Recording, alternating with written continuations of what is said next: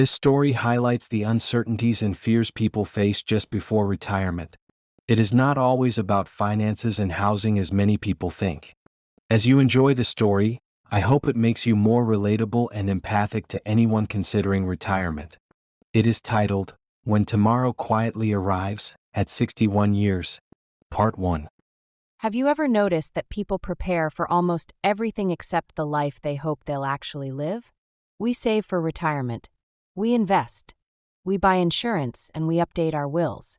But almost nobody teaches us how to wake up one morning and realize that the version of ourselves we've been for 40 years is quietly disappearing. My name is Ellen. I'm 61 years old. And 6 months ago, on an ordinary Tuesday afternoon, I accidentally walked into the rest of my life. I just didn't know it yet. The elevator doors opened onto the 23rd floor with the familiar ding that had greeted me for nearly 20 years. The scent of fresh coffee drifted from the kitchenette. Someone laughed near the printers. My assistant, Rachel, looked up from her desk. "Morning, Ellen," she said. "Morning," I replied. She handed me my schedule for the day. Finance review at 9. Executive committee at 11, lunch with the Toronto clients, and performance evaluations after 2. I smiled and said, "Busy day." She grinned as she replied, "You'd complain if it wasn't."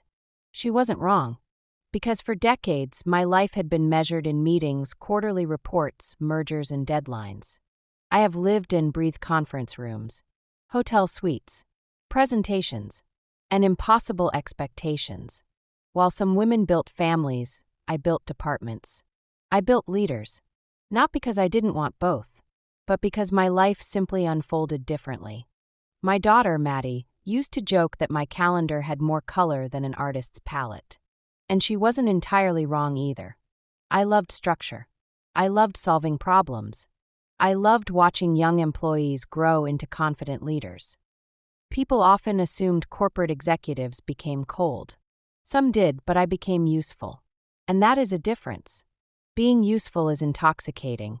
Someone always needs you. Someone always calls. Someone always asks your opinion. And your phone becomes proof that you matter to many people. But the dangerous part is that one day, the phone will stop ringing. And your life as you know it starts to look different. I wasn't at that point yet. But I was close enough to realize that the silence of the phone is getting longer. That day, around lunch, I stood beside the boardroom windows overlooking downtown. Toronto stretched endlessly beneath the summer haze. I remembered standing in almost this exact spot 15 years earlier after being promoted to vice president. Back then, I'd felt unstoppable. But now, I simply felt experienced. Experience is strange. Young people think it's confidence. But it isn't. Rather, it's memory. Because experience means you remember every mistake, every regret, every miracle, every funeral, every goodbye. Experience doesn't make you fearless. It makes you grateful that fear didn't win. That evening, my phone buzzed. It was Maddie, my daughter. I smiled before answering. "Hello, sweetheart." The background sounded noisy. There were voices and sounds of scooters. Loud music played somewhere nearby. "Hi, Mom," she shouted into the phone. "Where are you now?" I asked. She laughed and replied, "Portugal." I stopped walking and questioned her.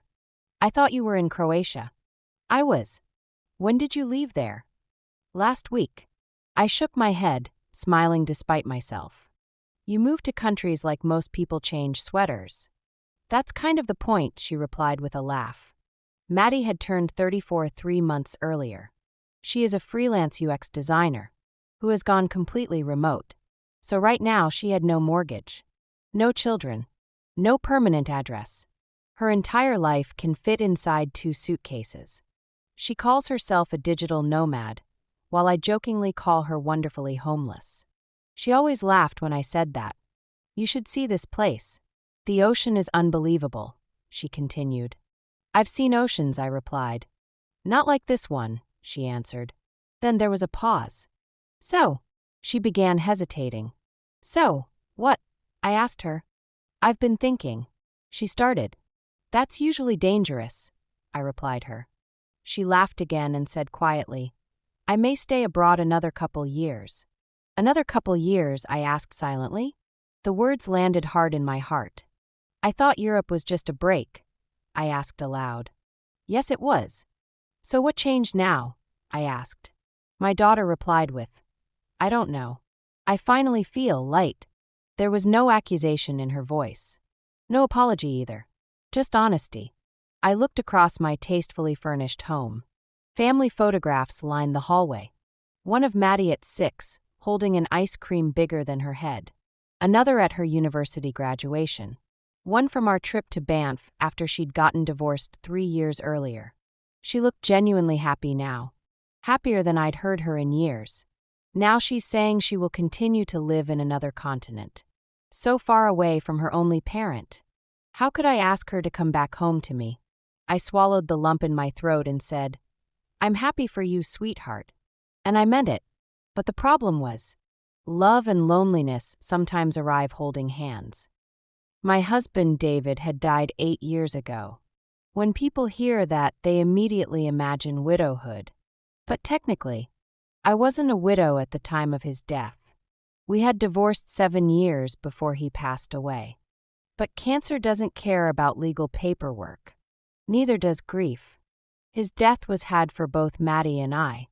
Though we hadn't been good spouses for years, we had become decent friends after the divorce. And even after Maddie grew up, the friendship continued. When he got sick, I visited him often. His second wife appreciated the company. His family appreciated my friendship and financial support and showed their gratitude openly. But after the funeral, life resumed for everyone. Everyone drifted back into their own circles. Because his family already had their own traditions and life routines, and I had mine. While there was no bitterness among us, there was a distance that widened with his death. And with time, it became just my daughter and I. It's amazing how people become former relatives as a result of a death. Friday evening found me having dinner with my closest friends, Carol, Susan, and Janice. The 4 of us had survived teenage years, bad haircuts, careers, menopause, and aging parents. We had lived through an unforgettable vacation in Mexico, where Susan accidentally joined a wedding procession that she thought was a parade. 20 years later, we still laughed until we cried about it. Today, Carol raised her wine glass and said, "Retirement countdown." Susan groaned dramatically and said, "Please don't remind me." Janice just smiled, saying, "My husband already has golf clubs waiting to be chosen." Nodding, Carol added, "Mike keeps sending me brochures for cruises." I continued smiling with them but said nothing, until Susan looked at me and asked, "What about you?" "What about me?" I asked her. "Yes. When are you retiring?" was her response. I shrugged and said, "Soon." "So, what are your plans?" she asked me. "I haven't figured that out yet," was my reply. Carol laughed, saying, "Oh, you'll be fine." Susan agreed and said, "You'll probably consult." Janice added, "Or join the board of some companies." I smiled politely, still not saying anything, because I knew they meant well. But I had noticed something. Every future they described included another person. Their husbands.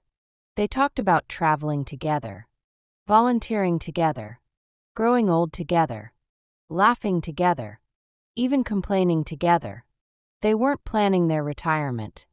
Rather, they were planning the next chapter of their marriage. But I knew my plans will look different. Not worse, just quieter, much quieter. Sunday morning, I found myself wandering through my house without purpose. The silence wasn't unpleasant. It was simply peaceful and complete. I watered plants that didn't need watering, folded laundry that was already folded. I reorganized the pantry, and read pages of a novel without remembering a single sentence. I guess I was feeling what has been referred to as anticipatory grief. Most people think grief only comes after a loss. But I now think it's not true. Sometimes you grieve something before it is gone. Sometimes you mourn a future that you can already see approaching. And that morning, I realized I was not afraid of retirement. I was afraid of being irrelevant. Yes, I have finally admitted it, though not aloud, only to myself. Who would I become when nobody needed my approval on a budget? When no one emailed me asking for decisions? When my calendar stopped telling me I mattered? When my daughter is not calling me up to talk or complain? When my friends are not planning another group event? Let me tell you, personal identity can be sneaky. You think you own it, until one day you realize you have been renting it from your job, from your children, or from your spouse. The following Wednesday, Human Resources invited senior staff and executives to a retirement planning seminar. Normally I would have ignored it, but this time, I went. There were about 12 of us. Most people joked about golf, fishing, sleeping late. One man even announced proudly, "I'm looking forward to annoying my wife full-time." And everyone laughed. I smiled politely. Then the presenter said something unexpected.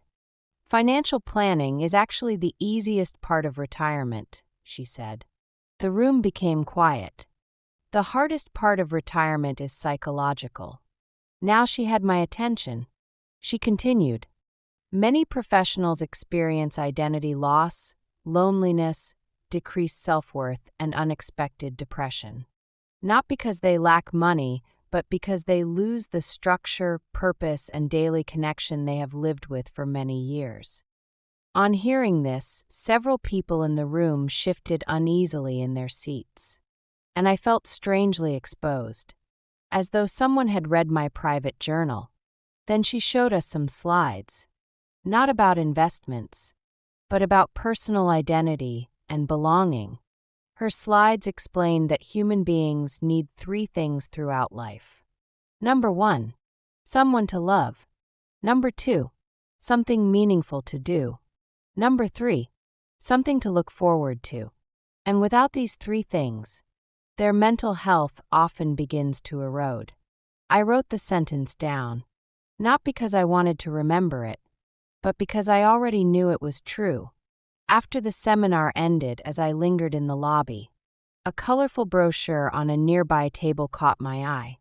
I picked it up absent-mindedly. The title was Living Well After 60. I expected to see advertisements for cruises. Instead, there was an article about retirement communities, not about nursing homes. The article talked about communities, about independent living, about walking trails, about fitness centers and social clubs. It advertised private homes inside secure neighborhoods. Another headline that caught my attention was, "Planning before you're lonely is easier than escaping loneliness later." I stared at those words much longer than I intended, because for the first time, it wasn't asking where I wanted to live. It was asking how I wanted to age. And suddenly, it showed just how completely different these questions were, and how equally important they both were. I folded the brochure carefully and slipped it into my handbag. I told myself I was simply curious, nothing more. But as I walked back toward my office, I couldn't shake the feeling that something small had shifted inside me. It did not mean I had made a decision yet, but I now knew the things that will determine the final decisions I would make about my retirement.